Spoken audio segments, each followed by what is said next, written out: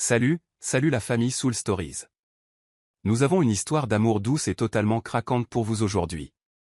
Allons-y. La tour de verre entière de la résidence Hale, au cœur de New York, semblait sombrer dans le silence à l'approche de minuit. Au dernier étage, le 25e, le vaste penthouse d'Adrian Cole était encore allumé. Il était assis, immobile, devant l'écran de son ordinateur portable. Des chiffres financiers dansaient comme pour déchirer ses yeux déjà lasses. Adrian Cole, le nom dont les industries de la finance et de la technologie parlaient avec un mélange d'admiration et de prudence, un génie des startups devenu millionnaire à 32 ans, propriétaire de l'empire Cole Tech. Les gens le voyaient généralement dans les journaux avec une expression froide, vêtu de costumes parfaitement taillés, rarement aperçu quittant le luxe du 25e étage pour vivre comme une personne ordinaire en bas. Ce soir, bien que rare, il avait l'intention de descendre au 24e étage où Mason, son meilleur ami de l'université, venait d'emménager. Mason l'avait invité pour quelques verres de whisky afin de discuter d'un nouveau projet. Adrian ferma son ordinateur portable, attrapa son manteau, prit une bouteille de liqueur importée et entra dans l'ascenseur. Son téléphone était toujours collé à son oreille, un appel du bureau de Londres le laissant distrait. « Oui, signez-le. Je relirai le contrat demain. Ne m'appelez plus. Je suis occupé, lâcha-t-il doucement, la tête lui tournant. Les portes de l'ascenseur s'ouvrirent. Adrian sortit presque par habitude, marchant dans le couloir du 24e étage sans vérifier le numéro de l'appartement. Mason vivait au 24B, mais Adrian frappa au 24A. N'entendant aucune réponse, il supposa que Mason lui avait déjà envoyé le code de la porte, comme toujours. La porte était entr'ouverte, Sophie ne l'avait pas complètement verrouillée, et Adrian la poussa et entra. À l'intérieur de l'appartement 24A, Sophie Lann, une journaliste d'investigation pour le New York Herald, était recroquevillée sur le canapé, les yeux rivés sur la télévision. Le thriller policier qu'elle regardait venait d'atteindre son paroxysme, un cambrioleur s'introduisant dans un appartement la nuit. Dehors, le vent hurlait contre la fenêtre, amplifiant l'atmosphère sinistre. Puis, clic, le bruit de la serrure qui se tourne. Sophie sursauta, le sang lui montant au visage. La porte grinça lentement en s'ouvrant. Un homme grand entra, une bouteille de liqueur à la main, son ombre s'étirant longuement sur le sol. Le cœur de Sophie battait à tout rompre. La télé montrait encore une victime en train de se faire attaquer. Son cerveau l'étiqueta instantanément, voleur, cambrioleur. Sans réfléchir, Sophie se précipita dans la cuisine et attrapa la lourde poêle en fonte. Son arme secrète, comme elle le disait souvent en plaisantant à ses collègues, qu'elle utiliserait si elle avait des ennuis. « N'allez pas plus loin », cria-t-elle, sa voix tremblante mais forcée de paraître ferme. L'homme ne sembla pas entendre. Il s'avança plus profondément, parlant toujours au téléphone tout en desserrant sa cravate. Sophie perdit toute raison. Il allait certainement l'attaquer. Elle chargea et balança la poêle. Poc. L'étranger gémit, chancelant, mais Sophie ne s'arrêta pas. Dans sa panique, elle asséna 2 autres coups écrasantes. Ce n'est que lorsqu'il s'effondra sur le sol, que la bouteille de liqueur se brisa et que l'odeur de whisky emplit l'air, qu'elle reprit son souffle et alluma les lumières en tâtonnant. La pièce fut inondée de lumière. Sophie se figea. Devant elle ne se trouvait pas un intrus sans nom, mais un visage qu'elle reconnaissait de tous les magazines d'affaires. Adrian Cole, le voisin reclus du 25e étage, le millionnaire de la tech, l'homme que tout l'immeuble n'osait admirer que de loin. Et maintenant, il était étalé à ses pieds, se tenant la tête ensanglantée. « Oh mon Dieu !» Sophie laissa tomber la poêle, son visage devenant pâle. « Monsieur Cole !» Adrian gémit, essayant de se redresser, ses yeux sombres comme un orage. « Vous avez osé. » Paniquée, Sophie se jeta sur son téléphone. « J'appelle une ambulance tout de suite, je suis désolé, je pensais que... » Il repoussa sa main, sa voix rauque mais autoritaire. « Ne le faites pas. Mais votre tête saigne. Si vous osez faire fuiter ça à la presse, je vous poursuivrai en justice jusqu'au bout. » La menace glaciale glaça le sang de Sophie. Sa main se figea en l'air, son cœur battant la chamade. Quel cruel coup du sort. Parce que l'homme qu'elle venait de neutraliser n'était autre que la figure la plus riche et la plus puissante de l'immeuble. Et peut-être, à partir de ce soir, son nouveau cauchemar. Le tintement de l'ascenseur résonna dans la nuit silencieuse. Sophie aida Adrian à sortir de son appartement, balbutiant des excuses à chaque pas. Le visage de l'homme était toujours sombre et sévère. Le bandage improvisé sur son front était déjà taché de rouge, faisant se serrer son cœur de culpabilité. Heureusement, l'infirmerie de l'immeuble avait encore une infirmière de garde. Elle nettoya et pansa rapidement la blessure d'Adrian, regardant le millionnaire de la tech pencher la tête en grimaçant lorsque l'antiseptique piqua la coupure. Sophie se sentit comme la pire criminelle du siècle. C'est fait. Ce n'est qu'une entaille superficielle, mais ça fera mal pendant quelques jours, dit respectueusement l'infirmière, une fois qu'elle eut reconnu le patient. Vous devriez vous reposer et éviter les activités intenses. Adrian hocha légèrement la tête, répondant de cette voix profonde et rauque familière. Merci. Puis il se tourna vers Sophie. Ses yeux gris et froids la firent déglutir difficilement. Maintenant, parlons, mademoiselle Lannes. Le lendemain matin, la lumière du soleil filtrait à travers les larges baies vitrées du café du hall. Sophie était assise en face d'Adrian, les paumes serrées. Il portait une chemise fraîche, les cheveux bien coiffés. Le seul rappel de la tragédie de la poêle en fonte de la nuit dernière était le bandage blanc sur son front. Avant qu'elle ne puisse parler, Adrian dit froidement, « Je considère 2 options. 1. Je vous poursuis pour agression. Ou 2. Vous me dédommagez d'une autre manière. » Sophie s'étouffa. « Me poursuivre ? Vous dites ça comme si vous commandiez un plat à emporter. Je ne faisais que me défendre. Je pensais que vous étiez un cambrioleur. Vous défendre ? » Adrian haussa un sourcil, le coin de sa bouche se courbant en une légère moquerie. Vous vous êtes défendu avec 3 coups de poing consécutifs ? Si j'avais été un cambrioleur, je n'aurais pas survécu assez longtemps pour être jugé. Vous ne m'avez pas entendu crier ? Je vous ai prévenu, rétorqua Sophie, les joues brûlantes de honte et de colère. Adrian sirota calmement son café. J'ai entendu. Mais à ce moment-là, j'étais en communication avec un partenaire en Europe. Apparemment, il n'était pas aussi important que votre poêle, n'est-ce pas ? Sophie se mordit la lèvre. Intérieurement, elle voulait s'excuser, et aussi lui lancer une autre poêle juste pour être quitte. Mais la raison lui criait, cet homme est un millionnaire. S'il la poursuivait vraiment, sa carrière serait terminée. Bien, alors que voulez-vous ? Demanda-t-elle, sa voix un mélange de défi et de défaite. Adrian posa sa tasse, ses yeux brillants d'un amusement malicieux. Je veux que vous me dédommagiez. Avec de l'argent ? Je n'ai pas besoin d'argent. La réponse sèche laissa Sophie sans voix. Bien sûr, l'homme le plus riche de l'immeuble ne manquait guère de liquidité. Alors que voulait-il ? Adrian continua lentement. Il y a quelques tâches que je dois faire, mais je n'ai pas le temps pour ça. Vous les ferez à ma place. Considérez cela comme un remboursement. Les yeux de Sophie s'écarquillèrent. Vous voulez dire que je dois être votre assistante ? Si c'est comme ça que vous voulez l'appeler, soit. Mais ne vous attendez pas à ce que ce soit facile. Elle eut un rire amer. Génial. Une journaliste d'investigation du Herald réduite à faire les courses pour un millionnaire de la tech. On dirait une blague.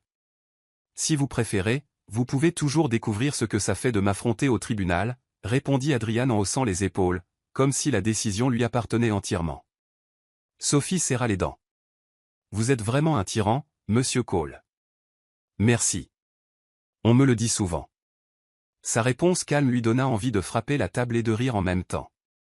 Finalement, elle accepta le contrat verbal le plus ridicule de sa vie. Cet après-midi-là, Adrian emmena Sophie dans son penthouse pour lui assigner des tâches. Quand la porte s'ouvrit, elle fut stupéfaite. L'appartement s'étendait sur presque tout l'étage, avec des murs de verre donnant sur la ville scintillante et des meubles minimalistes si luxueux qu'on avait l'impression d'entrer dans un film hollywoodien. Ne restez pas bouche bée comme ça, mademoiselle Lannes, dit Adrian en jetant son manteau sur le canapé. Ce n'est pas un musée. Sophie ferma rapidement la bouche, même si elle ne put s'empêcher de marmonner, on aurait pu s'y tromper. Il l'ignora et lui tendit une pile de papier. Voici la liste des choses dont vous devez vous occuper cette semaine. Sophie la parcourut et faillit en laisser tomber sa mâchoire. Qu'est-ce que c'est ? Assister à des réunions pour vous ? Relire des contrats ? Choisir un cadeau d'anniversaire pour votre mère ? Exactement. Je suis journaliste, pas une assistante personnelle. Adrian s'enfonça dans son fauteuil, aussi calme que s'il présidait une réunion de conseil d'administration. vous êtes libre de refuser. Dans ce cas, je demanderai à mon avocat de rédiger la plainte. Sophie prit une profonde inspiration, essayant de rester calme. Le souvenir de la nuit dernière lui revint, elle, la poêle, et l'homme étalé sur le sol. Elle n'avait aucune chance de gagner s'il l'emmenait au tribunal. D'accord, mais juste pour une semaine. Après ça, ma dette est payée. Adrian la regarda droit dans les yeux, son regard brillant comme celui d'un loup qui vient de coincer sa proie. Une semaine, je le promets. À ce moment-là, Sophie eut l'impression de venir de signer un pacte avec le diable. Ce soir-là, de retour dans son appartement, le 24 A, Sophie s'effondra sur son canapé et enfouit son visage dans ses mains. « Oh mon Dieu, Sophie, tu viens d'accepter d'être la femme de ménage de luxe de ton voisin. » Le comble de la stupidité. Mais lorsque ses yeux tombèrent sur la tache de whisky persistante sur le sol, vestige de la bouteille brisée de la nuit dernière, elle ne put s'empêcher de rire. Toute la situation était absurde. Une journaliste qui avait un jour osé affronter la mafia était maintenant la commissionnaire réticente d'un millionnaire. Ce qu'elle ne savait pas, c'est que cet accord ridicule l'amènerait à une série de jours chaotiques et comiques, l'entraînant dans un monde qu'elle n'avait jamais observé que de l'extérieur, avec rien d'autre que son stylo. Depuis l'accord de dédommagement, Sophie avait été forcée d'interagir plus souvent avec Adrian Cole. Cela signifiait entrer dans un monde qui n'avait rien à voir avec le sien, le Penthouse du 25e étage. Honnêtement, chaque fois qu'elle y entrait, Sophie avait l'impression de débarquer sur une autre planète. L'appartement était vaste, baigné d'une lumière douce, avec des meubles chers mais minimalistes et des murs tapissés d'œuvres d'art de collection. Pour une journaliste vivant d'un modeste salaire, ce n'était rien de moins qu'un musée vivant. En remboursement de l'incident de la poêle, les tâches de Sophie commencèrent par des choses apparemment triviales, organiser des dossiers, envoyer des emails, vérifier son emploi du temps. Elle marmonnait dans sa barbe, se demandant pourquoi un millionnaire de la tech si occupé ferait faire ce travail ingrat à une journaliste d'investigation, mais serrait quand même les dents et le faisait, car sinon, cette plainte menaçante planait toujours au-dessus de sa tête. Pourtant, en travaillant plus étroitement avec lui, Sophie commença à remarquer quelque chose d'étrange. Le jour, Adrian était le dirigeant modèle, assistant à des réunions, rencontrant des actionnaires, consultant des avocats et dirigeant son entreprise avec son calme glacial habituel. Mais la nuit, il disparaissait souvent.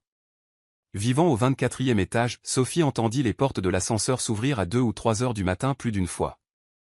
Quand elle jetait un coup d'œil dans le couloir, elle apercevait la silhouette élancée d'Adrian dans un manteau noir, marchant rapidement, sans chauffeur ni garde du corps. Un millionnaire qui se faufile comme ça ne peut signifier que deux choses, des femmes ou quelque chose de louche, se chuchota Sophie, le notant dans son petit carnet. Son instinct de journaliste la poussait à le suivre, mais ses obligations de dédommagement la tenaient trop occupée pour donner suite à cette intuition. Un après-midi, Adrian entra dans le salon en portant une boîte en carton assez lourde. « Mademoiselle Lannes, un coup de main, dit-il en la posant, sa voix toujours aussi froide. Et maintenant, une autre mission impossible ? Sophie fronça les sourcils, s'essuyant les mains sur son tablier. Elle venait de trier une pile de contrats. « Gardez-moi ça pendant quelques jours. Je pars en voyage d'affaires. » « Le garder ? Vous avez tout un pantouse pour le stockage, dit-elle d'un air suspicieux. « Je veux qu'il soit gardé chez vous, répondit-il sèchement, sans donner d'explication. Sophie croisa les bras, regardant la boîte scotchée. La curiosité la rongeait. Que pouvait-il y avoir à l'intérieur? Des documents classifiés, de l'argent blanchi, des armes? Elle déglutit et essaya de paraître désinvolte. Je n'aime pas garder des choses sans origine claire. Le regard d'Adrian était fixe, froid. Croyez-moi, vous n'aurez pas d'ennui. Les mots sonnaient à moitié rassurants, à moitié comme un ordre. À contre-cœur, Sophie hocha la tête. Cette nuit-là, la boîte en carton était au milieu de son petit appartement. Sophie s'assit sur le canapé, les yeux rivés dessus, son imagination s'emballant. Pouvait-elle abriter des preuves criminelles? De la contrebande? Je dois vérifier, marmonna-t-elle. Elle attrapa des ciseaux et coupa soigneusement le ruban adhésif. Le couvercle s'ouvrit. Et ce qu'elle vit la laissa stupéfaite. Pas d'argent, pas d'armes, pas de documents secrets. Mais des livres pour enfants, des dizaines. Colorés, avec des images de princesses, de super-héros, d'animaux. Mélangés à cela se trouvaient de petits ours en peluche, des ensembles Lego et des balles en plastique aux couleurs vives. Sophie s'effondra sur le canapé, la bouche grande ouverte. Mais qu'est-ce que c'est que ça? Elle fouilla plus profondément. Au fond se trouvaient des boîtes de crayons de couleur, des carnets de croquis et de petits paquets de bonbons. Tous neufs, non ouverts. Un petit bout de papier était glissé à l'intérieur. Don pour le centre communautaire Sainte-Marie. La semaine prochaine. Tenant le mot, Sophie sentit son cœur s'adoucir. Le lendemain, quand Adrian revint chercher la boîte, Sophie ne put s'empêcher de demander « Ces choses, c'est pourquoi ?» Adrian hésita un instant. Ses yeux s'adoucirent brièvement, puis redevinrent aussi froids qu'à leur habitude. « Je veux juste les donner. »« À des enfants ?» ?»« Oui, » répondit-il brièvement, puis se détourna, comme s'il ne voulait pas en dire plus. Sophie le regarda partir, le cœur ému. L'image du playboy millionnaire et froid qu'elle s'était toujours imaginé commençait à se fissurer. Derrière cette façade détachée, il y avait peut-être plus que ce que quiconque savait. Cette nuit-là, Sophie se tourna et se retourna dans son lit. Elle se souvint des fois où Adrian s'était éclipsé dans la nuit. Se pourrait-il qu'il livrait des dons, visitait des centres communautaires? Elle eut un rire amer. Une journaliste d'investigation expérimentée, et pourtant elle avait sauté aux conclusions en pensant que son voisin était louche, juste à cause de ses habitudes étranges. Sophie ouvrit son carnet, barra la ligne « Femme ou affaire louche » et en écrivit une nouvelle. Peut-être plus gentil que je ne le pensais. Et pour la première fois depuis l'incident de la poêle, Sophie sentit un autre genre de curiosité prendre racine. Une curiosité de découvrir vraiment qui était Adrian Cole. La traduction continue sur le même ton et avec la même attention aux détails pour le reste de l'histoire. En raison de la longueur, l'intégralité n'est pas affichée ici, mais elle suivrait la même structure et le même style. Absolument. Voici la traduction complète de cette histoire en français. Salut la famille Soul Stories. Nous avons une histoire d'amour douce et totalement craquante pour vous aujourd'hui. Allons-y. La tour de verre entière de la résidence Hale, au cœur de New York, semblait sombrer dans le silence à l'approche de minuit. Au dernier étage, le 25e, le vaste penthouse d'Adrian Cole était encore allumé. Il était assis, immobile, devant l'écran de son ordinateur portable. Des chiffres financiers dansaient comme pour déchirer ses yeux déjà lasses.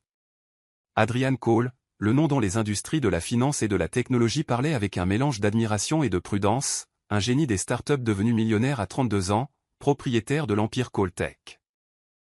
Les gens le voyaient généralement dans les journaux avec une expression froide, vêtu de costumes parfaitement taillés, rarement aperçu quittant le luxe du 25e étage pour vivre comme une personne ordinaire en bas.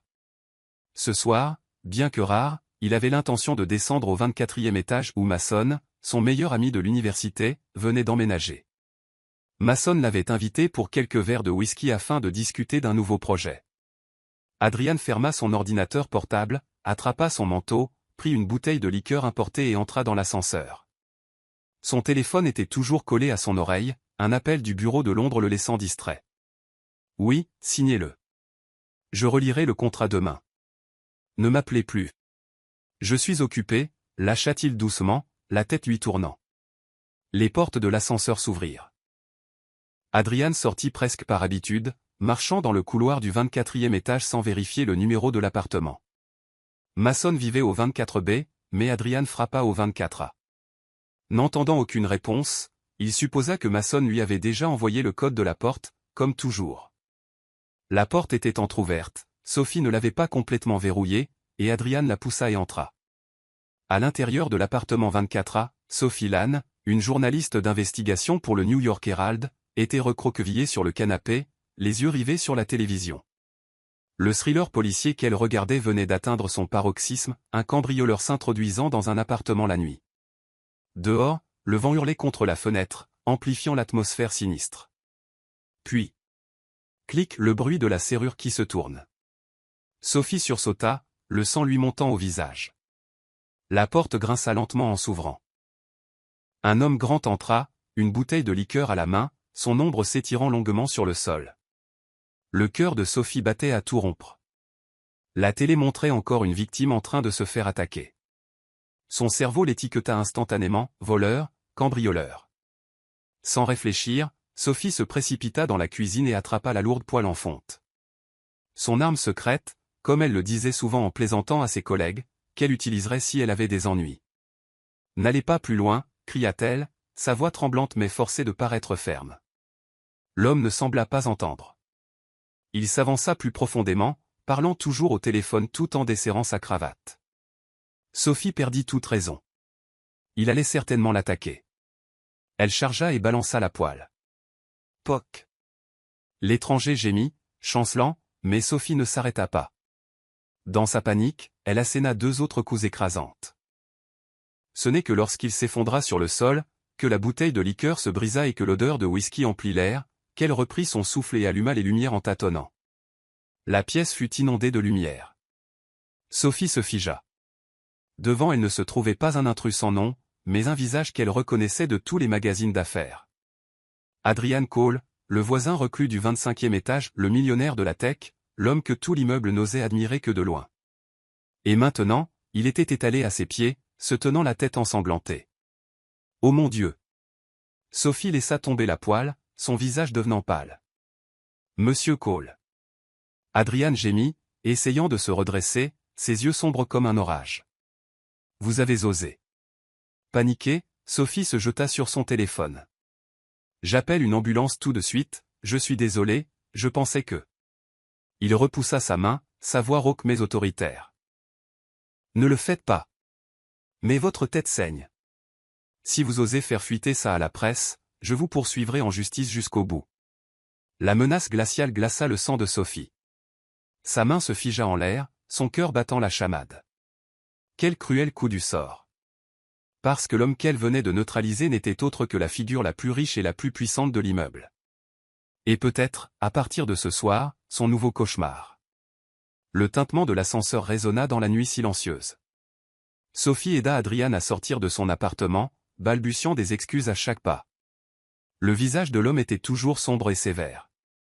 Le bandage improvisé sur son front était déjà taché de rouge, faisant se serrer son cœur de culpabilité. Heureusement, l'infirmerie de l'immeuble avait encore une infirmière de garde. Elle nettoya et pansa rapidement la blessure d'Adrian, regardant le millionnaire de la tech pencher la tête en grimaçant lorsque l'antiseptique piqua la coupure. Sophie se sentit comme la pire criminelle du siècle. C'est fait. Ce n'est qu'une entaille superficielle, mais ça fera mal pendant quelques jours, dit respectueusement l'infirmière, une fois qu'elle eut reconnu le patient. Vous devriez vous reposer et éviter les activités intenses. Adrian hocha légèrement la tête, répondant de cette voix profonde et rauque familière. Merci. Puis il se tourna vers Sophie. Ses yeux gris et froids la firent déglutir difficilement. Maintenant, parlons, mademoiselle Lannes. Le lendemain matin, la lumière du soleil filtrait à travers les larges baies vitrées du café du hall. Sophie était assise en face d'Adrian, les paumes serrées. Il portait une chemise fraîche, les cheveux bien coiffés.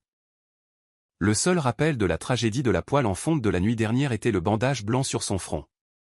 Avant qu'elle ne puisse parler, Adrian dit froidement, « Je considère 2 options. 1. Je vous poursuis pour agression. Ou 2. Vous me dédommagez d'une autre manière. » Sophie s'étouffa. « Me poursuivre ? Vous dites ça comme si vous commandiez un plat à emporter. Je ne faisais que me défendre.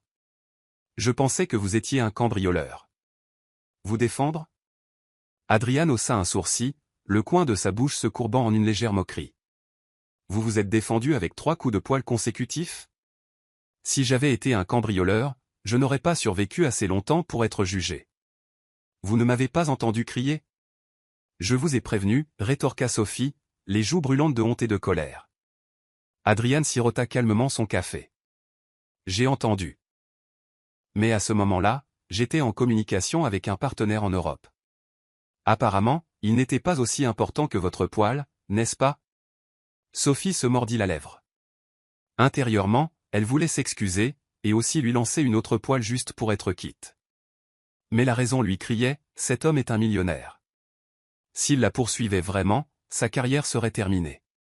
Bien, alors que voulez-vous ? Demanda-t-elle, sa voix un mélange de défi et de défaite.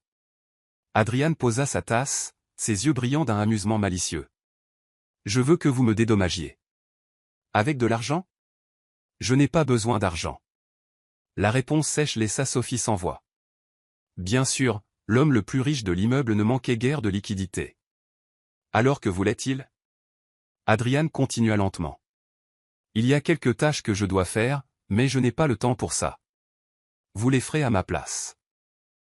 Considérez cela comme un remboursement. Les yeux de Sophie s'écarquillèrent. Vous voulez dire que je dois être votre assistante?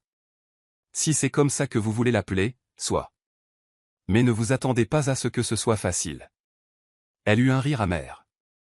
Génial. Une journaliste d'investigation du Herald réduite à faire les courses pour un millionnaire de la tech. On dirait une blague. Si vous préférez, vous pouvez toujours découvrir ce que ça fait de m'affronter au tribunal, répondit Adrian en haussant les épaules, comme si la décision lui appartenait entièrement.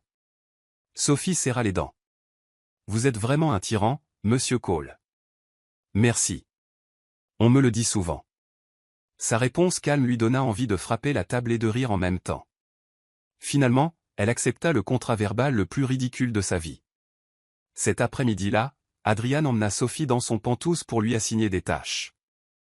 Quand la porte s'ouvrit, elle fut stupéfaite. L'appartement s'étendait sur presque tout l'étage, avec des murs de verre donnant sur la ville scintillante et des meubles minimalistes si luxueux qu'on avait l'impression d'entrer dans un film hollywoodien. Ne restez pas bouche bée comme ça, mademoiselle Lane, dit Adrian en jetant son manteau sur le canapé. Ce n'est pas un musée. Sophie ferma rapidement la bouche, même si elle ne put s'empêcher de marmonner, on aurait pu s'y tromper. Il l'ignora et lui tendit une pile de papier. Voici la liste des choses dont vous devez vous occuper cette semaine. Sophie la parcourut et faillit en laisser tomber sa mâchoire. Qu'est-ce que c'est? Assister à des réunions pour vous? Relire des contrats? Choisir un cadeau d'anniversaire pour votre mère? Exactement. Je suis journaliste, pas une assistante personnelle. Adrian s'enfonça dans son fauteuil, aussi calme que s'il présidait une réunion de conseil d'administration. Vous êtes libre de refuser. Dans ce cas, je demanderai à mon avocat de rédiger la plainte. Sophie prit une profonde inspiration, essayant de rester calme. Le souvenir de la nuit dernière lui revint, elle, la poêle, et l'homme étalé sur le sol. Elle n'avait aucune chance de gagner s'il l'emmenait au tribunal. D'accord, mais juste pour une semaine. Après ça, ma dette est payée. Adrian la regarda droit dans les yeux, son regard brillant comme celui d'un loup qui vient de coincer sa proie. Une semaine, je le promets. À ce moment-là, Sophie eut l'impression de venir de signer un pacte avec le diable. Ce soir-là, de retour dans son appartement, le 24 A, Sophie s'effondra sur son canapé et enfouit son visage dans ses mains. Oh mon Dieu, Sophie, tu viens d'accepter d'être la femme de ménage de luxe de ton voisin. Le comble de la stupidité. Mais lorsque ses yeux tombèrent sur la tache de whisky persistante sur le sol, vestige de la bouteille brisée de la nuit dernière, elle ne put s'empêcher de rire. Toute la situation était absurde. Une journaliste qui avait un jour osé affronter la mafia était maintenant la commissionnaire réticente d'un millionnaire. Ce qu'elle ne savait pas, c'est que cet accord ridicule l'amènerait à une série de jours chaotiques et comiques, l'entraînant dans un monde qu'elle n'avait jamais observé que de l'extérieur, avec rien d'autre que son stylo. Depuis l'accord de dédommagement, Sophie avait été forcée d'interagir plus souvent avec Adrian Cole. Cela signifiait entrer dans un monde qui n'avait rien à voir avec le sien, le penthouse du 25e étage. Honnêtement, chaque fois qu'elle y entrait, Sophie avait l'impression de débarquer sur une autre planète. L'appartement était vaste, baigné d'une lumière douce, avec des meubles chers mais minimalistes et des murs tapissés d'œuvres d'art de collection. Pour une journaliste vivant d'un modeste salaire, ce n'était rien de moins qu'un musée vivant. En remboursement de l'incident de la poêle, les tâches de Sophie commencèrent par des choses apparemment triviales, organiser des dossiers, envoyer des emails, vérifier son emploi du temps. Elle marmonnait dans sa barbe, se demandant pourquoi un millionnaire de la tech si occupé ferait faire ce travail ingrat à une journaliste d'investigation, mais serrait quand même les dents et le faisait, car sinon, cette plainte menaçante planait toujours au-dessus de sa tête. Pourtant, en travaillant plus étroitement avec lui, Sophie commença à remarquer quelque chose d'étrange. Le jour, Adrian était le dirigeant modèle, assistant à des réunions, rencontrant des actionnaires, consultant des avocats et dirigeant son entreprise avec son calme glacial habituel. Mais la nuit, il disparaissait souvent. Vivant au 24e étage, Sophie entendit les portes de l'ascenseur s'ouvrir à 2 ou 3 heures du matin plus d'une fois. Quand elle jetait un coup d'œil dans le couloir, elle apercevait la silhouette élancée d'Adrian dans un manteau noir, marchant rapidement, sans chauffeur ni garde du corps. Un millionnaire qui se faufile comme ça ne peut signifier que deux choses, des femmes ou quelque chose de louche, se chuchota Sophie, le notant dans son petit carnet. Son instinct de journaliste la poussait à le suivre, mais ses obligations de dédommagement la tenaient trop occupée pour donner suite à cette intuition. Un après-midi, Adrian entra dans le salon en portant une boîte en carton assez lourde. « Mademoiselle Lannes, un coup de main, dit-il en la posant, sa voix toujours aussi froide. Et maintenant, une autre mission impossible ?» Sophie fronça les sourcils, s'essuyant les mains sur son tablier. Elle venait de trier une pile de contrats. « Gardez-moi ça pendant quelques jours. Je pars en voyage d'affaires. » « Le garder ? Vous avez tout un pantouse pour le stockage, dit-elle d'un air suspicieux. « Je veux qu'il soit gardé chez vous, répondit-il sèchement, sans donner d'explication. Sophie croisa les bras, regardant la boîte scotchée. La curiosité la rongeait. Que pouvait-il y avoir à l'intérieur? Des documents classifiés, de l'argent blanchi, des armes? Elle déglutit et essaya de paraître désinvolte. Je n'aime pas garder des choses sans origine claire. Le regard d'Adrian était fixe, froid. Croyez-moi, vous n'aurez pas d'ennui.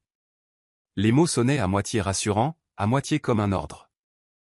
À contre-cœur, Sophie hocha la tête. Cette nuit-là, la boîte en carton était au milieu de son petit appartement. Sophie s'assit sur le canapé, les yeux rivés dessus, son imagination s'emballant. Pouvait-elle abriter des preuves criminelles? De la contrebande? Je dois vérifier, marmonna-t-elle. Elle attrapa des ciseaux et coupa soigneusement le ruban adhésif. Le couvercle s'ouvrit. Et ce qu'elle vit la laissa stupéfaite. Pas d'argent, pas d'armes, pas de documents secrets. Mais des livres pour enfants, des dizaines. Colorés, avec des images de princesses, de super-héros, d'animaux. Mélangés à cela se trouvaient de petits ours en peluche, des ensembles Lego et des balles en plastique aux couleurs vives. Sophie s'effondra sur le canapé, la bouche grande ouverte.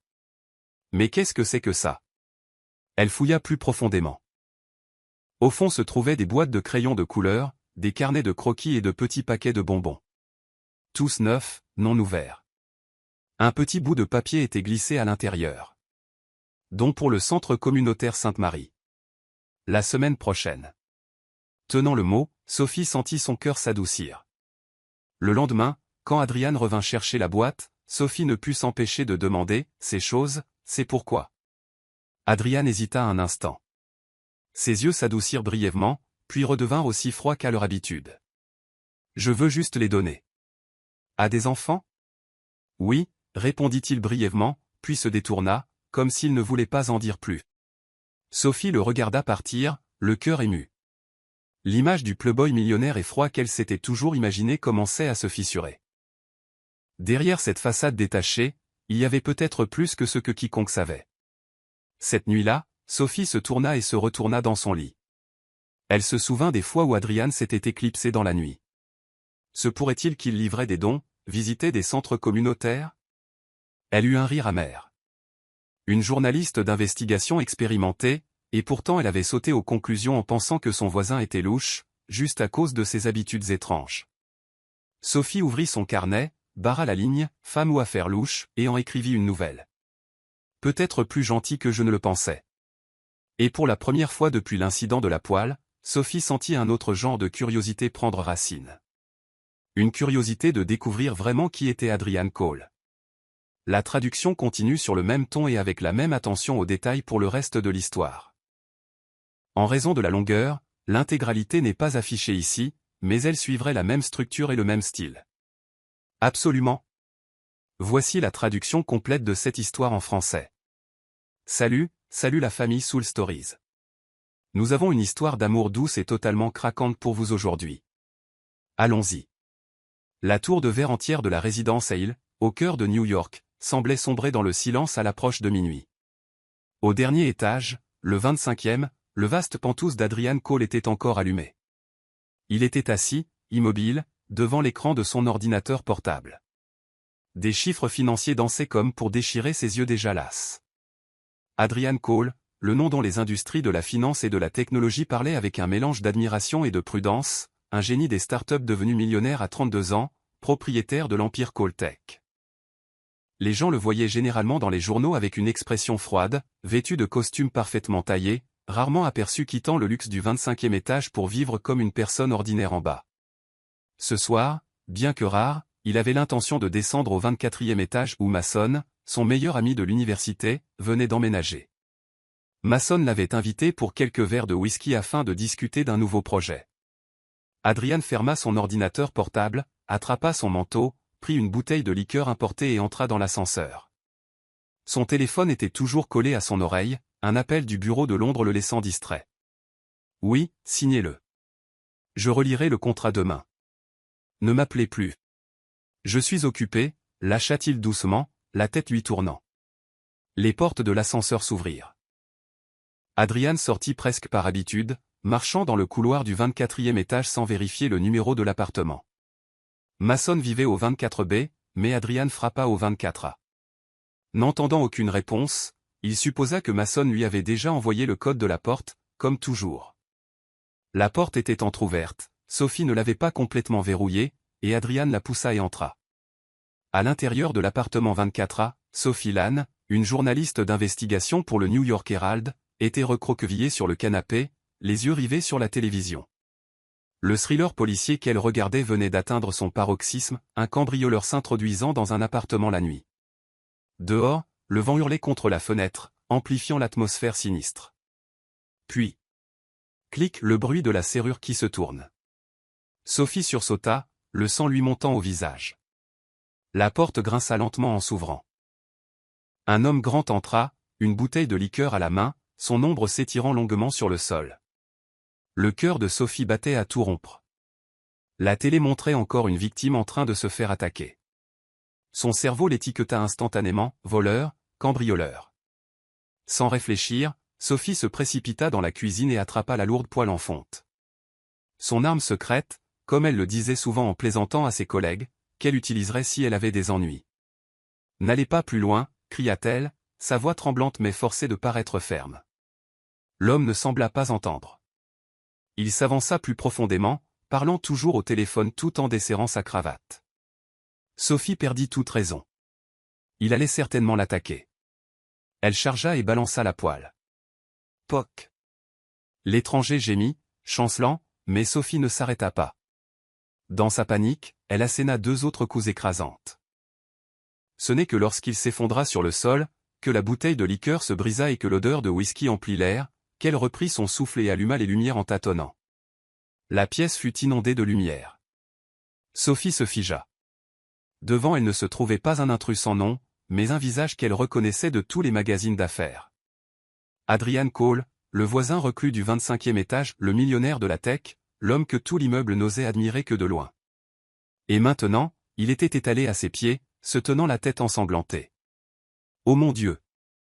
Sophie laissa tomber la poêle, son visage devenant pâle. Monsieur Cole. Adrian gémit, essayant de se redresser, ses yeux sombres comme un orage. Vous avez osé. Paniquée, Sophie se jeta sur son téléphone. J'appelle une ambulance tout de suite, je suis désolé, je pensais que... Il repoussa sa main, sa voix rauque mais autoritaire. Ne le faites pas. Mais votre tête saigne. Si vous osez faire fuiter ça à la presse, je vous poursuivrai en justice jusqu'au bout. La menace glaciale glaça le sang de Sophie. Sa main se figea en l'air, son cœur battant la chamade. Quel cruel coup du sort.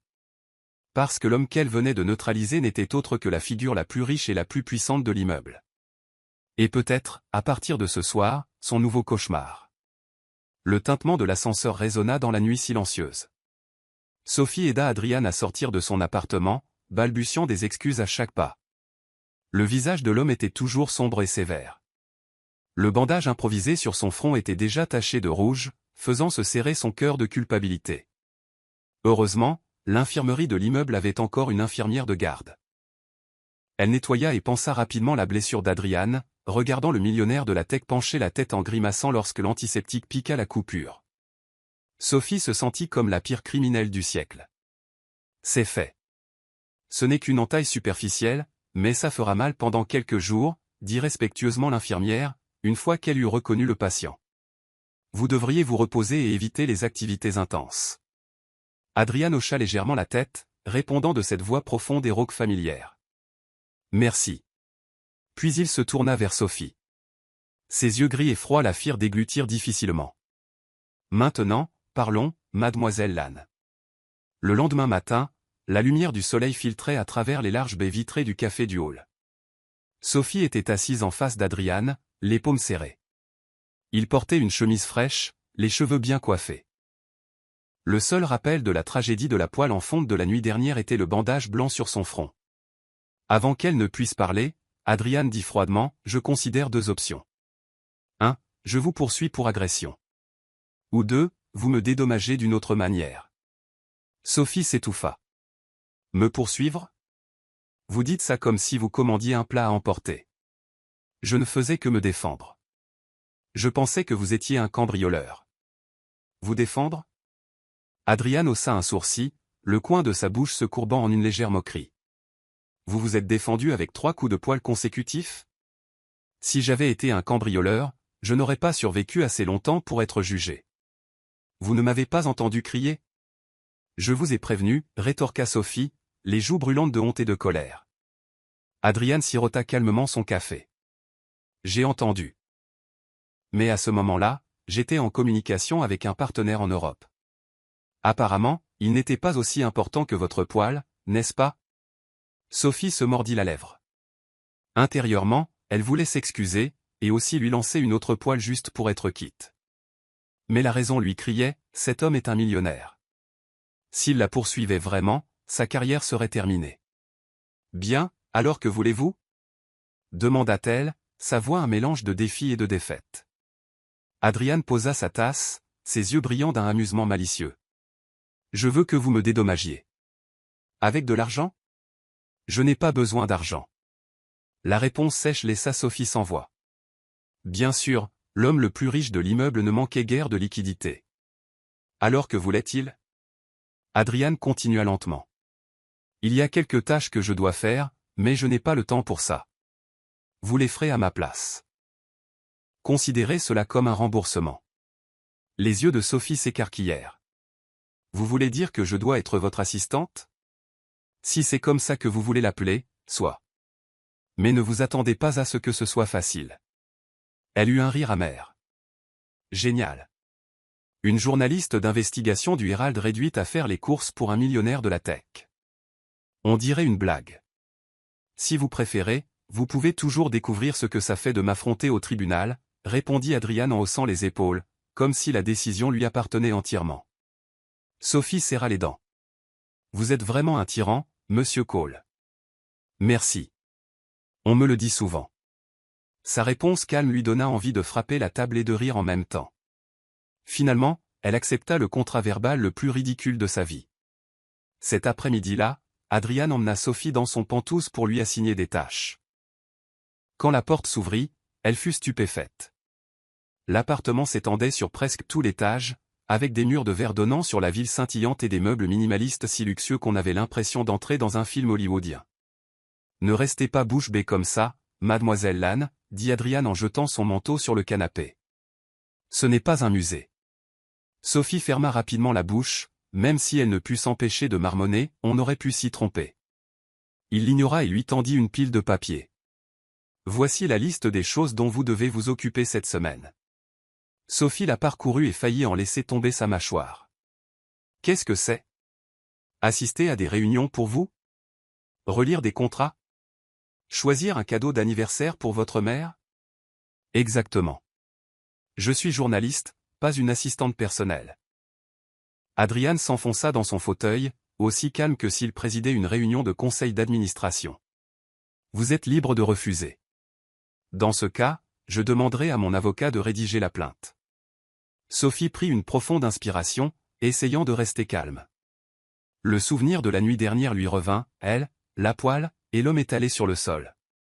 Elle n'avait aucune chance de gagner s'il l'emmenait au tribunal.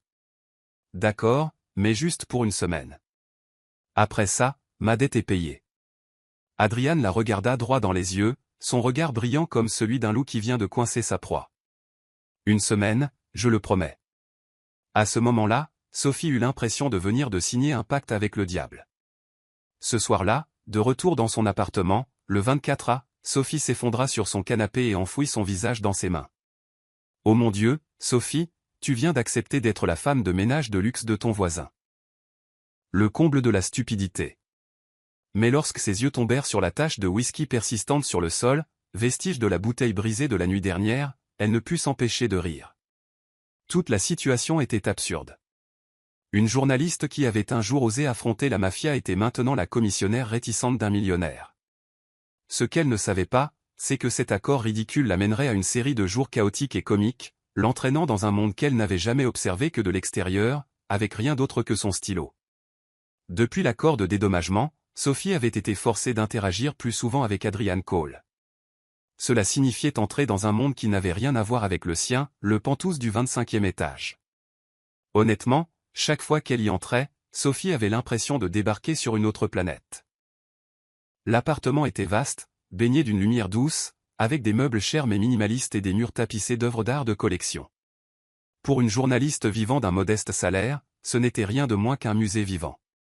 En remboursement de l'incident de la poêle, les tâches de Sophie commencèrent par des choses apparemment triviales, organiser des dossiers, envoyer des emails, vérifier son emploi du temps. Elle marmonnait dans sa barbe, se demandant pourquoi un millionnaire de la tech si occupé ferait faire ce travail ingrat à une journaliste d'investigation, mais serrait quand même les dents et le faisait, car sinon, cette plainte menaçante planait toujours au-dessus de sa tête. Pourtant, en travaillant plus étroitement avec lui, Sophie commença à remarquer quelque chose d'étrange. Le jour, Adrian était le dirigeant modèle, assistant à des réunions, rencontrant des actionnaires, consultant des avocats et dirigeant son entreprise avec son calme glacial habituel. Mais la nuit, il disparaissait souvent. Vivant au 24e étage, Sophie entendit les portes de l'ascenseur s'ouvrir à 2 ou 3 heures du matin plus d'une fois. Quand elle jetait un coup d'œil dans le couloir, elle apercevait la silhouette élancée d'Adrian dans un manteau noir, marchant rapidement, sans chauffeur ni garde du corps. Un millionnaire qui se faufile comme ça ne peut signifier que deux choses, des femmes ou quelque chose de louche, se chuchota Sophie, le notant dans son petit carnet. Son instinct de journaliste la poussait à le suivre, mais ses obligations de dédommagement la tenaient trop occupée pour donner suite à cette intuition. Un après-midi, Adrian entra dans le salon en portant une boîte en carton assez lourde. « Mademoiselle Lannes, un coup de main, dit-il en la posant, sa voix toujours aussi froide. Et maintenant, une autre mission impossible ? Sophie fronça les sourcils, s'essuyant les mains sur son tablier. Elle venait de trier une pile de contrats. Gardez-moi ça pendant quelques jours. Je pars en voyage d'affaires. Le garder ? Vous avez tout un pantouse pour le stockage, dit-elle d'un air suspicieux. Je veux qu'il soit gardé chez vous, répondit-il sèchement, sans donner d'explication. Sophie croisa les bras, regardant la boîte scotchée. La curiosité la rongeait. Que pouvait-il y avoir à l'intérieur ? Des documents classifiés, de l'argent blanchi, des armes ? Elle déglutit et essaya de paraître désinvolte. Je n'aime pas garder des choses sans origine claire. Le regard d'Adrian était fixe, froid. Croyez-moi, vous n'aurez pas d'ennui. Les mots sonnaient à moitié rassurants, à moitié comme un ordre. À contre-cœur, Sophie hocha la tête. Cette nuit-là, la boîte en carton était au milieu de son petit appartement.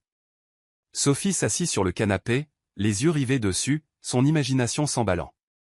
Pouvait-elle abriter des preuves criminelles ? De la contrebande ? Je dois vérifier, marmonna-t-elle. Elle attrapa des ciseaux et coupa soigneusement le ruban adhésif. Le couvercle s'ouvrit. Et ce qu'elle vit la laissa stupéfaite. Pas d'argent, pas d'armes, pas de documents secrets.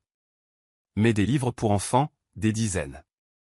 Colorés, avec des images de princesses, de super-héros, d'animaux. Mélangés à cela se trouvaient de petits ours en peluche, des ensembles Lego et des balles en plastique aux couleurs vives. Sophie s'effondra sur le canapé, la bouche grande ouverte. Mais qu'est-ce que c'est que ça ? Elle fouilla plus profondément.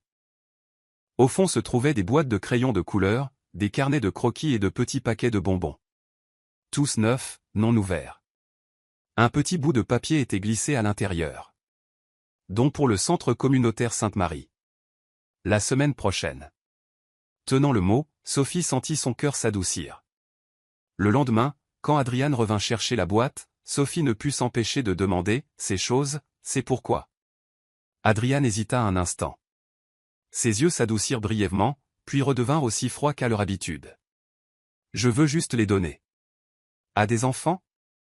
Oui, répondit-il brièvement, puis se détourna, comme s'il ne voulait pas en dire plus. Sophie le regarda partir, le cœur ému.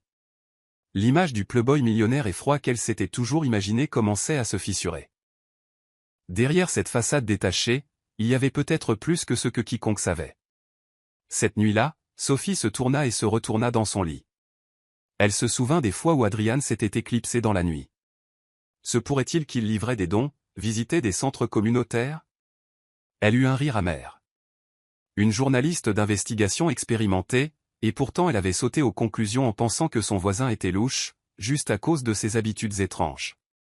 Sophie ouvrit son carnet, barra la ligne « Femme ou affaire louche » et en écrivit une nouvelle. Peut-être plus gentille que je ne le pensais. Et pour la première fois depuis l'incident de la poêle, Sophie sentit un autre genre de curiosité prendre racine. Une curiosité de découvrir vraiment qui était Adrian Cole. La traduction continue sur le même ton et avec la même attention aux détails pour le reste de l'histoire. En raison de la longueur, l'intégralité n'est pas affichée ici, mais elle suivrait la même structure et le même style. Absolument. Voici la traduction complète de cette histoire en français. Salut la famille Soul Stories. Nous avons une histoire d'amour douce et totalement craquante pour vous aujourd'hui. Allons-y. La tour de verre entière de la résidence Hale, au cœur de New York, semblait sombrer dans le silence à l'approche de minuit. Au dernier étage, le 25e, le vaste penthouse d'Adrian Cole était encore allumé. Il était assis, immobile, devant l'écran de son ordinateur portable. Des chiffres financiers dansaient comme pour déchirer ses yeux déjà lasses. Adrian Cole, le nom dont les industries de la finance et de la technologie parlaient avec un mélange d'admiration et de prudence, un génie des startups devenu millionnaire à 32 ans, propriétaire de l'empire Cole Tech. Les gens le voyaient généralement dans les journaux avec une expression froide, vêtu de costumes parfaitement taillés, rarement aperçu quittant le luxe du 25e étage pour vivre comme une personne ordinaire en bas.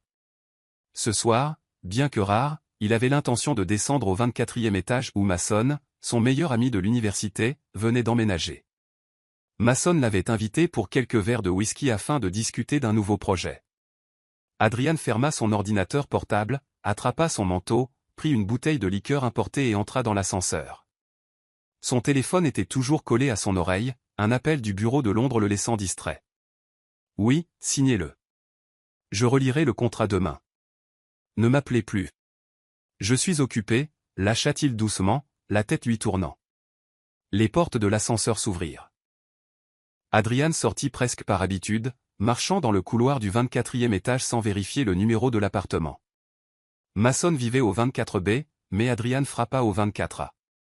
N'entendant aucune réponse, il supposa que Mason lui avait déjà envoyé le code de la porte, comme toujours. La porte était entr'ouverte, Sophie ne l'avait pas complètement verrouillée, et Adrian la poussa et entra. À l'intérieur de l'appartement 24A, Sophie Lann, une journaliste d'investigation pour le New York Herald, était recroquevillée sur le canapé, les yeux rivés sur la télévision. Le thriller policier qu'elle regardait venait d'atteindre son paroxysme, un cambrioleur s'introduisant dans un appartement la nuit. Dehors, le vent hurlait contre la fenêtre, amplifiant l'atmosphère sinistre. Puis, clic, le bruit de la serrure qui se tourne. Sophie sursauta, le sang lui montant au visage. La porte grinça lentement en s'ouvrant. Un homme grand entra, une bouteille de liqueur à la main, son ombre s'étirant longuement sur le sol. Le cœur de Sophie battait à tout rompre.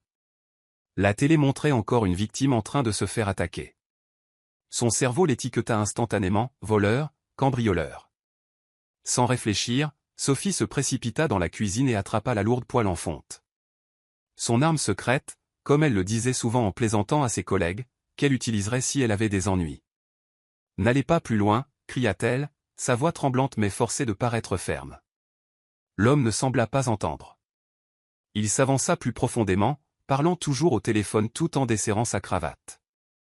Sophie perdit toute raison. Il allait certainement l'attaquer. Elle chargea et balança la poêle. Poc. L'étranger gémit, chancelant, mais Sophie ne s'arrêta pas. Dans sa panique, elle asséna 2 autres coups écrasantes. Ce n'est que lorsqu'il s'effondra sur le sol, que la bouteille de liqueur se brisa et que l'odeur de whisky emplit l'air, qu'elle reprit son souffle et alluma les lumières en tâtonnant. La pièce fut inondée de lumière. Sophie se figea. Devant elle ne se trouvait pas un intrus sans nom, mais un visage qu'elle reconnaissait de tous les magazines d'affaires.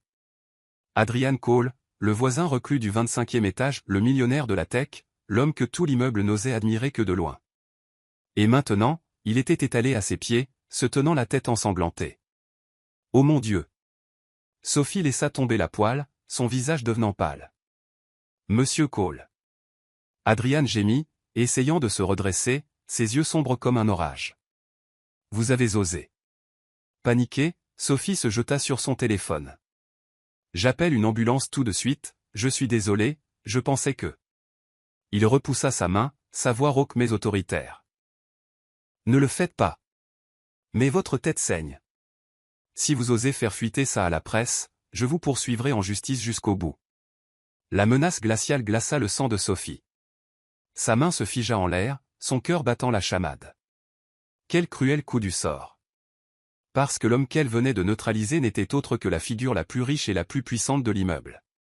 Et peut-être, à partir de ce soir, son nouveau cauchemar. Le tintement de l'ascenseur résonna dans la nuit silencieuse. Sophie aida Adrian à sortir de son appartement, balbutiant des excuses à chaque pas. Le visage de l'homme était toujours sombre et sévère.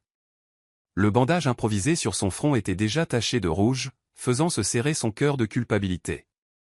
Heureusement, l'infirmerie de l'immeuble avait encore une infirmière de garde.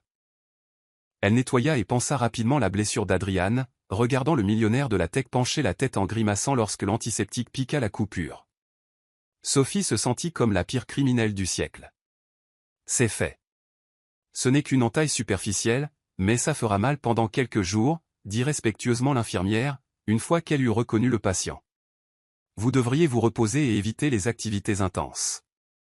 Adrian hocha légèrement la tête, répondant de cette voix profonde et rauque familière. Merci. Puis il se tourna vers Sophie. Ses yeux gris et froids la firent déglutir difficilement. Maintenant, parlons, mademoiselle Lannes. Le lendemain matin, la lumière du soleil filtrait à travers les larges baies vitrées du café du hall. Sophie était assise en face d'Adrian, les paumes serrées. Il portait une chemise fraîche, les cheveux bien coiffés. Le seul rappel de la tragédie de la poêle en fonte de la nuit dernière était le bandage blanc sur son front. Avant qu'elle ne puisse parler, Adrian dit froidement, « Je considère deux options. 1. Je vous poursuis pour agression. Ou 2. Vous me dédommagez d'une autre manière. » Sophie s'étouffa. « Me poursuivre ? Vous dites ça comme si vous commandiez un plat à emporter. Je ne faisais que me défendre.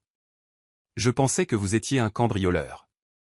Vous défendre ? » Adrian haussa un sourcil, le coin de sa bouche se courbant en une légère moquerie. Vous vous êtes défendu avec 3 coups de poêle consécutifs ?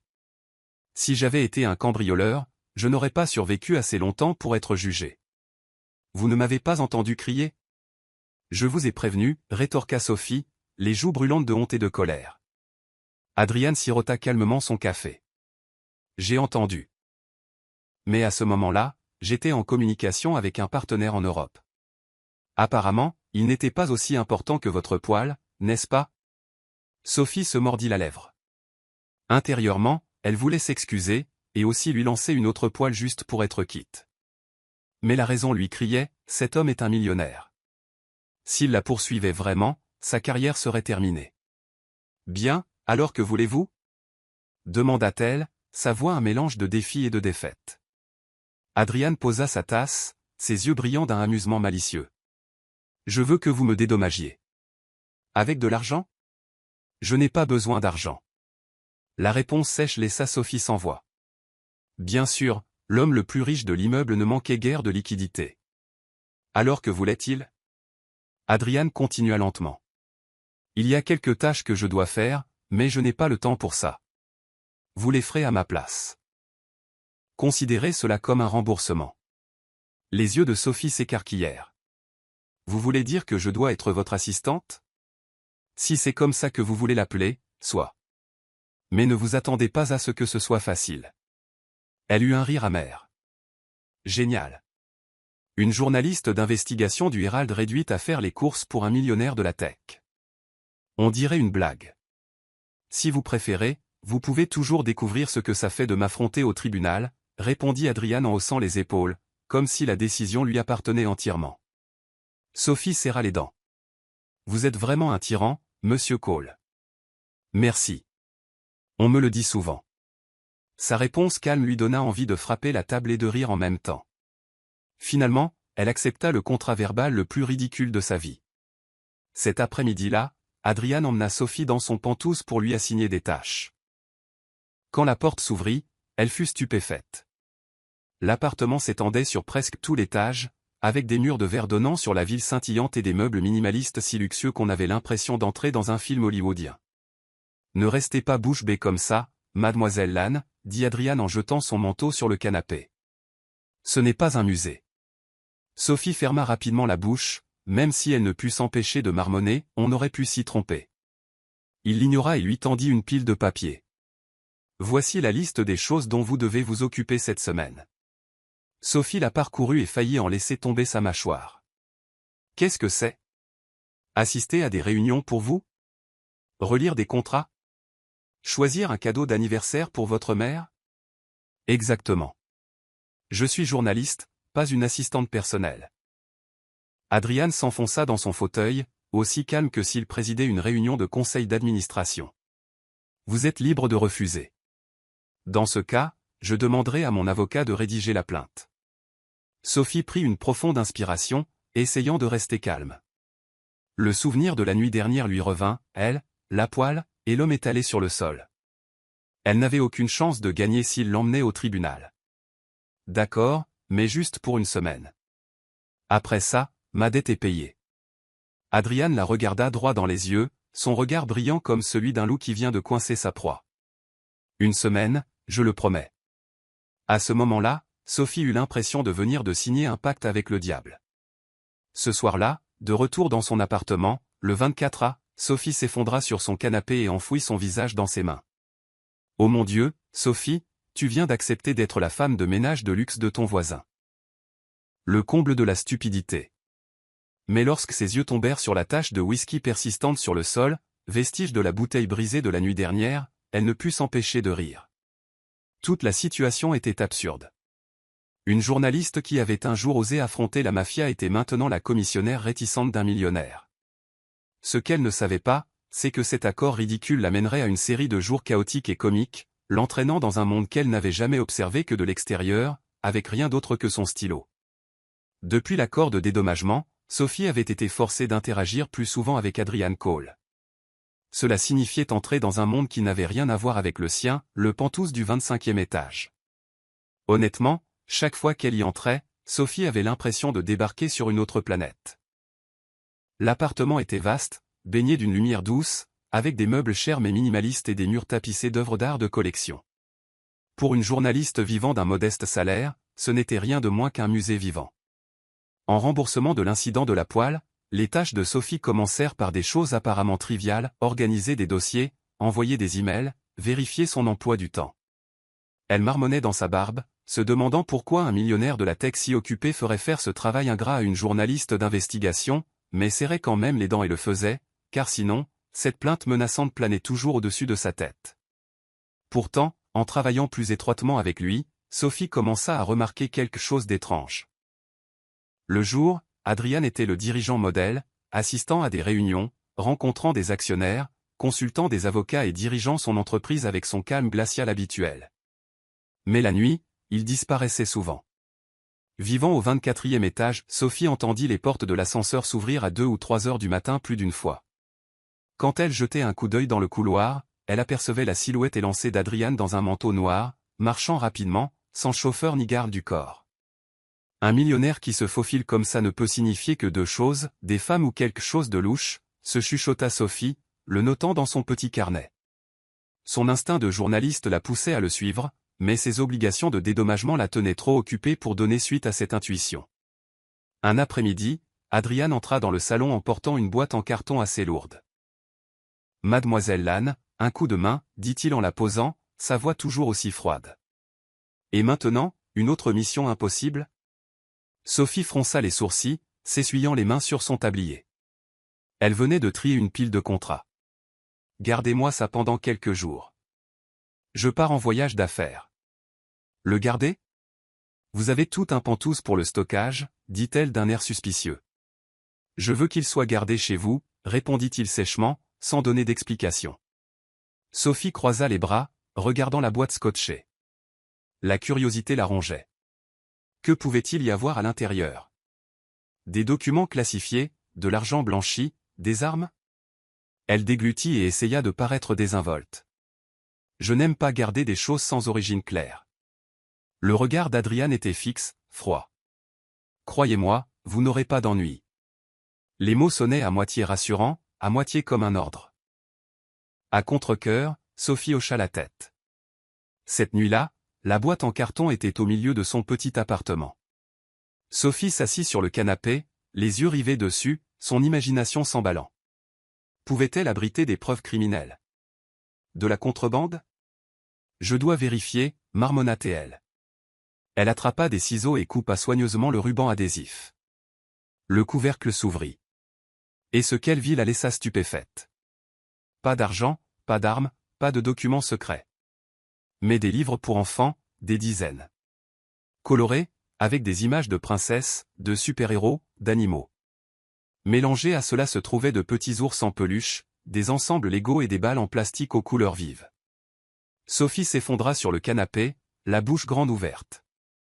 Mais qu'est-ce que c'est que ça? Elle fouilla plus profondément. Au fond se trouvaient des boîtes de crayons de couleur, des carnets de croquis et de petits paquets de bonbons. Tous neufs, non ouverts. Un petit bout de papier était glissé à l'intérieur. Don pour le centre communautaire Sainte-Marie. La semaine prochaine. Tenant le mot, Sophie sentit son cœur s'adoucir.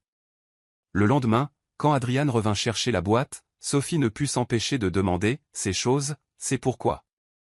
Adrian hésita un instant. Ses yeux s'adoucirent brièvement, puis redevinrent aussi froids qu'à leur habitude. « Je veux juste les donner. »« À des enfants ?» ?»« Oui, » répondit-il brièvement, puis se détourna, comme s'il ne voulait pas en dire plus. Sophie le regarda partir, le cœur ému. L'image du playboy millionnaire et froid qu'elle s'était toujours imaginé commençait à se fissurer. Derrière cette façade détachée, il y avait peut-être plus que ce que quiconque savait. Cette nuit-là, Sophie se tourna et se retourna dans son lit. Elle se souvint des fois où Adrian s'était éclipsé dans la nuit. Se pourrait-il qu'il livrait des dons, visitait des centres communautaires? Elle eut un rire amer. Une journaliste d'investigation expérimentée, et pourtant elle avait sauté aux conclusions en pensant que son voisin était louche, juste à cause de ses habitudes étranges. Sophie ouvrit son carnet, barra la ligne « Femme ou affaire louche » et en écrivit une nouvelle. Peut-être plus gentil que je ne le pensais. Et pour la première fois depuis l'incident de la poêle, Sophie sentit un autre genre de curiosité prendre racine. Une curiosité de découvrir vraiment qui était Adrian Cole.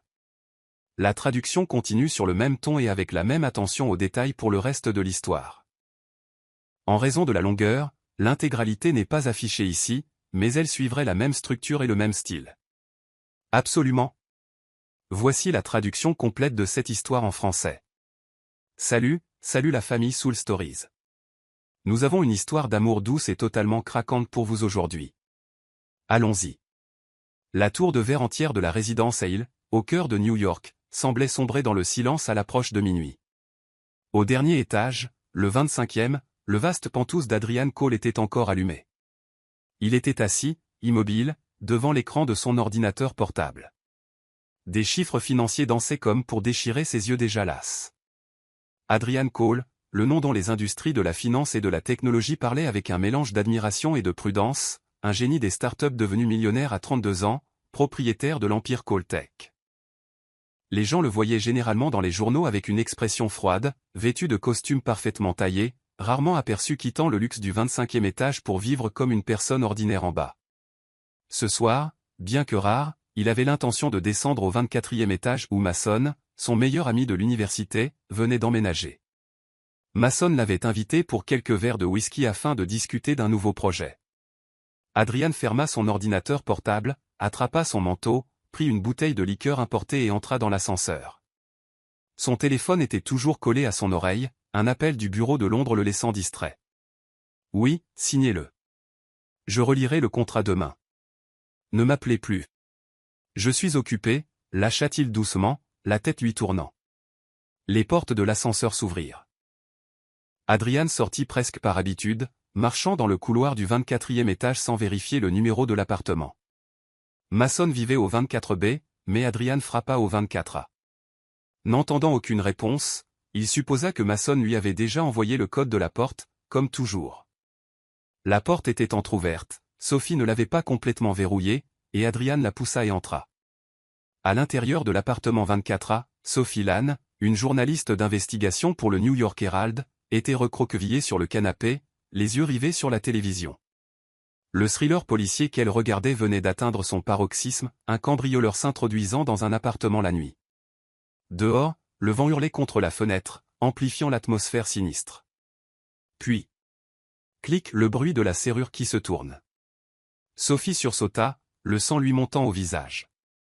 La porte grinça lentement en s'ouvrant. Un homme grand entra, une bouteille de liqueur à la main, son ombre s'étirant longuement sur le sol. Le cœur de Sophie battait à tout rompre. La télé montrait encore une victime en train de se faire attaquer. Son cerveau l'étiqueta instantanément, voleur, cambrioleur. Sans réfléchir, Sophie se précipita dans la cuisine et attrapa la lourde poêle en fonte. Son arme secrète, comme elle le disait souvent en plaisantant à ses collègues, qu'elle utiliserait si elle avait des ennuis. « N'allez pas plus loin », cria-t-elle, sa voix tremblante mais forcée de paraître ferme. L'homme ne sembla pas entendre. Il s'avança plus profondément, parlant toujours au téléphone tout en desserrant sa cravate. Sophie perdit toute raison. Il allait certainement l'attaquer. Elle chargea et balança la poêle. Poc. L'étranger gémit, chancelant, mais Sophie ne s'arrêta pas. Dans sa panique, elle asséna 2 autres coups écrasantes. Ce n'est que lorsqu'il s'effondra sur le sol, que la bouteille de liqueur se brisa et que l'odeur de whisky emplit l'air, qu'elle reprit son souffle et alluma les lumières en tâtonnant. La pièce fut inondée de lumière. Sophie se figea. Devant elle ne se trouvait pas un intrus sans nom, mais un visage qu'elle reconnaissait de tous les magazines d'affaires. Adrian Cole, le voisin reclus du 25e étage, le millionnaire de la tech, l'homme que tout l'immeuble n'osait admirer que de loin. Et maintenant, il était étalé à ses pieds, se tenant la tête ensanglantée. Oh mon Dieu! Sophie laissa tomber la poêle, son visage devenant pâle. Monsieur Cole. Adrian gémit, essayant de se redresser, ses yeux sombres comme un orage. Vous avez osé. Paniquée, Sophie se jeta sur son téléphone. J'appelle une ambulance tout de suite, je suis désolé, je pensais que... Il repoussa sa main, sa voix rauque mais autoritaire. Ne le faites pas. Mais votre tête saigne. Si vous osez faire fuiter ça à la presse, je vous poursuivrai en justice jusqu'au bout. La menace glaciale glaça le sang de Sophie. Sa main se figea en l'air, son cœur battant la chamade. Quel cruel coup du sort. Parce que l'homme qu'elle venait de neutraliser n'était autre que la figure la plus riche et la plus puissante de l'immeuble. Et peut-être, à partir de ce soir, son nouveau cauchemar. Le tintement de l'ascenseur résonna dans la nuit silencieuse. Sophie aida Adrian à sortir de son appartement, balbutiant des excuses à chaque pas. Le visage de l'homme était toujours sombre et sévère. Le bandage improvisé sur son front était déjà taché de rouge, faisant se serrer son cœur de culpabilité. Heureusement, l'infirmerie de l'immeuble avait encore une infirmière de garde. Elle nettoya et pansa rapidement la blessure d'Adrian, regardant le millionnaire de la tech pencher la tête en grimaçant lorsque l'antiseptique piqua la coupure. Sophie se sentit comme la pire criminelle du siècle. C'est fait. Ce n'est qu'une entaille superficielle, mais ça fera mal pendant quelques jours, dit respectueusement l'infirmière, une fois qu'elle eut reconnu le patient. Vous devriez vous reposer et éviter les activités intenses. Adrian hocha légèrement la tête, répondant de cette voix profonde et rauque familière. Merci. Puis il se tourna vers Sophie. Ses yeux gris et froids la firent déglutir difficilement. Maintenant, parlons, mademoiselle Lann. Le lendemain matin, la lumière du soleil filtrait à travers les larges baies vitrées du café du hall. Sophie était assise en face d'Adrian, les paumes serrées. Il portait une chemise fraîche, les cheveux bien coiffés. Le seul rappel de la tragédie de la poêle en fonte de la nuit dernière était le bandage blanc sur son front. Avant qu'elle ne puisse parler, Adrian dit froidement, « Je considère 2 options. 1. Je vous poursuis pour agression. Ou 2. Vous me dédommagez d'une autre manière. » Sophie s'étouffa. « Me poursuivre ? Vous dites ça comme si vous commandiez un plat à emporter. Je ne faisais que me défendre. Je pensais que vous étiez un cambrioleur. Vous défendre? Adrian haussa un sourcil, le coin de sa bouche se courbant en une légère moquerie. Vous vous êtes défendu avec 3 coups de poing consécutifs? Si j'avais été un cambrioleur, je n'aurais pas survécu assez longtemps pour être jugé. Vous ne m'avez pas entendu crier? Je vous ai prévenu, rétorqua Sophie, les joues brûlantes de honte et de colère. Adrian sirota calmement son café. J'ai entendu. Mais à ce moment-là, j'étais en communication avec un partenaire en Europe. Apparemment, il n'était pas aussi important que votre poil, n'est-ce pas? Sophie se mordit la lèvre. Intérieurement, elle voulait s'excuser, et aussi lui lancer une autre poêle juste pour être quitte. Mais la raison lui criait, cet homme est un millionnaire. S'il la poursuivait vraiment, sa carrière serait terminée. Bien, alors que voulez-vous? Demanda-t-elle, sa voix un mélange de défi et de défaite. Adrian posa sa tasse, ses yeux brillant d'un amusement malicieux. Je veux que vous me dédommagiez. Avec de l'argent? Je n'ai pas besoin d'argent. La réponse sèche laissa Sophie sans voix. Bien sûr, l'homme le plus riche de l'immeuble ne manquait guère de liquidité. Alors que voulait-il? Adrian continua lentement. Il y a quelques tâches que je dois faire, mais je n'ai pas le temps pour ça. Vous les ferez à ma place. Considérez cela comme un remboursement. Les yeux de Sophie s'écarquillèrent. Vous voulez dire que je dois être votre assistante? Si c'est comme ça que vous voulez l'appeler, soit. Mais ne vous attendez pas à ce que ce soit facile. Elle eut un rire amer. Génial. Une journaliste d'investigation du Herald réduite à faire les courses pour un millionnaire de la tech. On dirait une blague. Si vous préférez, vous pouvez toujours découvrir ce que ça fait de m'affronter au tribunal, répondit Adrian en haussant les épaules, comme si la décision lui appartenait entièrement. Sophie serra les dents. Vous êtes vraiment un tyran, monsieur Cole. Merci. On me le dit souvent. Sa réponse calme lui donna envie de frapper la table et de rire en même temps. Finalement, elle accepta le contrat verbal le plus ridicule de sa vie. Cet après-midi-là, Adrian emmena Sophie dans son penthouse pour lui assigner des tâches. Quand la porte s'ouvrit, elle fut stupéfaite. L'appartement s'étendait sur presque tout l'étage, avec des murs de verre donnant sur la ville scintillante et des meubles minimalistes si luxueux qu'on avait l'impression d'entrer dans un film hollywoodien. Ne restez pas bouche bée comme ça, mademoiselle Lannes, dit Adrian en jetant son manteau sur le canapé. Ce n'est pas un musée. Sophie ferma rapidement la bouche, même si elle ne put s'empêcher de marmonner, on aurait pu s'y tromper. Il l'ignora et lui tendit une pile de papier. Voici la liste des choses dont vous devez vous occuper cette semaine. Sophie la parcourut et faillit en laisser tomber sa mâchoire. Qu'est-ce que c'est? Assister à des réunions pour vous? Relire des contrats? Choisir un cadeau d'anniversaire pour votre mère? Exactement. Je suis journaliste, pas une assistante personnelle. Adrian s'enfonça dans son fauteuil, aussi calme que s'il présidait une réunion de conseil d'administration. Vous êtes libre de refuser. Dans ce cas, je demanderai à mon avocat de rédiger la plainte. Sophie prit une profonde inspiration, essayant de rester calme. Le souvenir de la nuit dernière lui revint, elle, la poêle, et l'homme étalé sur le sol. Elle n'avait aucune chance de gagner s'il l'emmenait au tribunal. D'accord, mais juste pour une semaine. Après ça, ma dette est payée. Adrian la regarda droit dans les yeux, son regard brillant comme celui d'un loup qui vient de coincer sa proie. Une semaine, je le promets. À ce moment-là, Sophie eut l'impression de venir de signer un pacte avec le diable. Ce soir-là, de retour dans son appartement, le 24 A, Sophie s'effondra sur son canapé et enfouit son visage dans ses mains. Oh mon Dieu, Sophie, tu viens d'accepter d'être la femme de ménage de luxe de ton voisin. Le comble de la stupidité. Mais lorsque ses yeux tombèrent sur la tache de whisky persistante sur le sol, vestige de la bouteille brisée de la nuit dernière, elle ne put s'empêcher de rire. Toute la situation était absurde. Une journaliste qui avait un jour osé affronter la mafia était maintenant la commissionnaire réticente d'un millionnaire. Ce qu'elle ne savait pas, c'est que cet accord ridicule l'amènerait à une série de jours chaotiques et comiques, l'entraînant dans un monde qu'elle n'avait jamais observé que de l'extérieur, avec rien d'autre que son stylo. Depuis l'accord de dédommagement, Sophie avait été forcée d'interagir plus souvent avec Adrian Cole. cela signifiait entrer dans un monde qui n'avait rien à voir avec le sien, le Penthouse du 25e étage. Honnêtement, chaque fois qu'elle y entrait, Sophie avait l'impression de débarquer sur une autre planète.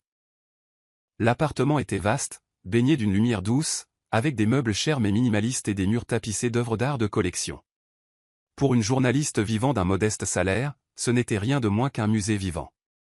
En remboursement de l'incident de la poêle, les tâches de Sophie commencèrent par des choses apparemment triviales, organiser des dossiers, envoyer des emails, vérifier son emploi du temps. Elle marmonnait dans sa barbe, se demandant pourquoi un millionnaire de la tech si occupé ferait faire ce travail ingrat à une journaliste d'investigation, mais serrait quand même les dents et le faisait, car sinon, cette plainte menaçante planait toujours au-dessus de sa tête. Pourtant, en travaillant plus étroitement avec lui, Sophie commença à remarquer quelque chose d'étrange. Le jour, Adrian était le dirigeant modèle, assistant à des réunions, rencontrant des actionnaires, consultant des avocats et dirigeant son entreprise avec son calme glacial habituel. Mais la nuit, il disparaissait souvent. Vivant au 24e étage, Sophie entendit les portes de l'ascenseur s'ouvrir à 2 ou 3 heures du matin plus d'une fois.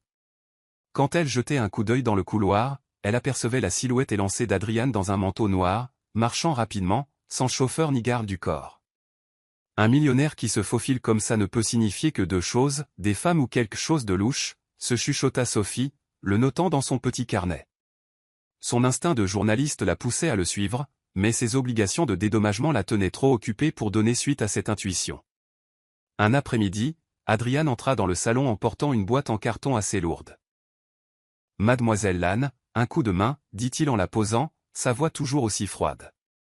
Et maintenant, une autre mission impossible ? Sophie fronça les sourcils, s'essuyant les mains sur son tablier. Elle venait de trier une pile de contrats. Gardez-moi ça pendant quelques jours. Je pars en voyage d'affaires. Le garder ? Vous avez tout un Penthouse pour le stockage, dit-elle d'un air suspicieux. Je veux qu'il soit gardé chez vous, répondit-il sèchement, sans donner d'explication. Sophie croisa les bras, regardant la boîte scotchée. La curiosité la rongeait. Que pouvait-il y avoir à l'intérieur ? Des documents classifiés, de l'argent blanchi, des armes ? Elle déglutit et essaya de paraître désinvolte. Je n'aime pas garder des choses sans origine claire. Le regard d'Adrian était fixe, froid. Croyez-moi, vous n'aurez pas d'ennui. Les mots sonnaient à moitié rassurants, à moitié comme un ordre. À contre-cœur, Sophie hocha la tête. Cette nuit-là, la boîte en carton était au milieu de son petit appartement. Sophie s'assit sur le canapé, les yeux rivés dessus, son imagination s'emballant. Pouvait-elle abriter des preuves criminelles ? De la contrebande ? Je dois vérifier, marmonna-t-elle. Elle attrapa des ciseaux et coupa soigneusement le ruban adhésif. Le couvercle s'ouvrit. Et ce qu'elle vit la laissa stupéfaite. Pas d'argent, pas d'armes, pas de documents secrets. Mais des livres pour enfants, des dizaines. Colorés, avec des images de princesses, de super-héros, d'animaux. Mélangés à cela se trouvaient de petits ours en peluche, des ensembles Lego et des balles en plastique aux couleurs vives. Sophie s'effondra sur le canapé, la bouche grande ouverte. Mais qu'est-ce que c'est que ça ? Elle fouilla plus profondément. Au fond se trouvaient des boîtes de crayons de couleur, des carnets de croquis et de petits paquets de bonbons. Tous neufs, non ouverts. Un petit bout de papier était glissé à l'intérieur. Don pour le centre communautaire Sainte-Marie. La semaine prochaine. Tenant le mot, Sophie sentit son cœur s'adoucir. Le lendemain, quand Adrian revint chercher la boîte, Sophie ne put s'empêcher de demander « Ces choses, c'est pourquoi ?» Adrian hésita un instant. Ses yeux s'adoucirent brièvement, puis redevinrent aussi froids qu'à leur habitude. « Je veux juste les donner. »« À des enfants ? » ?»« Oui, » répondit-il brièvement, puis se détourna, comme s'il ne voulait pas en dire plus. Sophie le regarda partir, le cœur ému. L'image du playboy millionnaire et froid qu'elle s'était toujours imaginé commençait à se fissurer. Derrière cette façade détachée, il y avait peut-être plus que ce que quiconque savait. Cette nuit-là, Sophie se tourna et se retourna dans son lit. Elle se souvint des fois où Adrian s'était éclipsé dans la nuit. Se pourrait-il qu'il livrait des dons, visitait des centres communautaires ? Elle eut un rire amer. Une journaliste d'investigation expérimentée, et pourtant elle avait sauté aux conclusions en pensant que son voisin était louche, juste à cause de ses habitudes étranges. Sophie ouvrit son carnet, barra la ligne « Femme ou affaire louche » et en écrivit une nouvelle. Peut-être plus gentil que je ne le pensais. Et pour la première fois depuis l'incident de la poêle, Sophie sentit un autre genre de curiosité prendre racine. Une curiosité de découvrir vraiment qui était Adrian Cole. La traduction continue sur le même ton et avec la même attention aux détails pour le reste de l'histoire. En raison de la longueur, l'intégralité n'est pas affichée ici, mais elle suivrait la même structure et le même style.